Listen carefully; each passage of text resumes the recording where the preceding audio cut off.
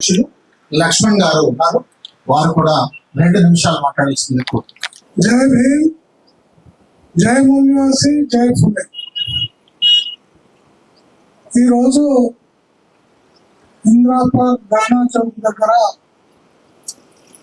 భారత్ ముక్తి మోర్చా ఆధ్వర్యంలో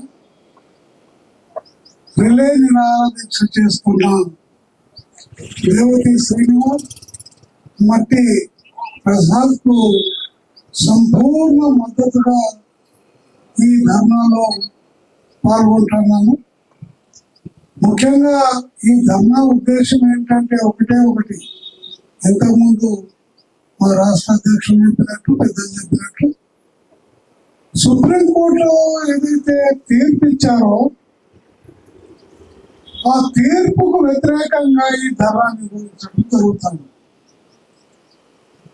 అది సరైన తీర్పు కాదు అని కడాఖండిగా నేను బహుజన ముక్తి పార్టీగా ఖండిస్తాను. ఎందుకు ఖండిస్తున్నాం అంటే దేశంలో ప్రజాస్వామ్యంలో ఏదైతే అన్యాయం జరుగుతుందో, అసలు భారత రాజ్యాంగానికి తూర్పు వచ్చే దిశగా పోతా ఉంది ఈ బీజేపీ ప్రభుత్వం. అసలు వాస్తవానికి పార్లమెంట్ లో చేయాలి, కమిషన్ వేయాలి, కమిషన్ కూడా వేసింది. ఇంతకు ముందు దేవత చెప్పినట్టు బాలకృష్ణ కమిషన్ వేసింది. బాలకృష్ణ కమిషన్ కులం మారదు అని ఆయన స్టేట్మెంట్ ఇచ్చాక కమిషన్ ఎవరైతారు? నరేంద్ర మోదీ గారు వేసారు.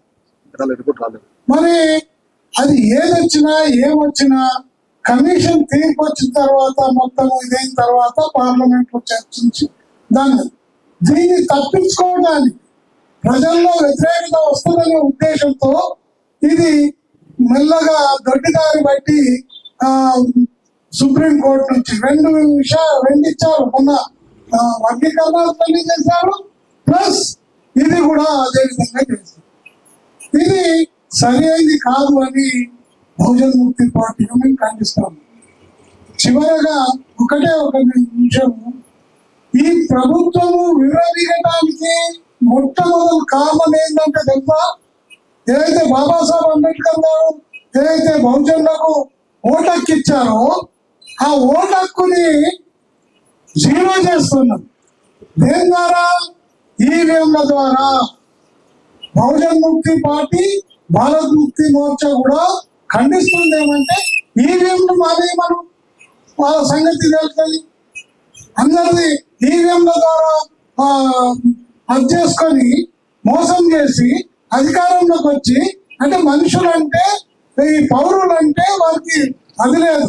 అందుకనే నేను మొత్తము బహుజన ముక్తి పార్టీగా మరోసారి వీళ్ళకు భారత్ ముక్తి మోర్చాకు రిలే నిరాహార దీక్షకు నేను సంపూర్ణ మద్దతుగా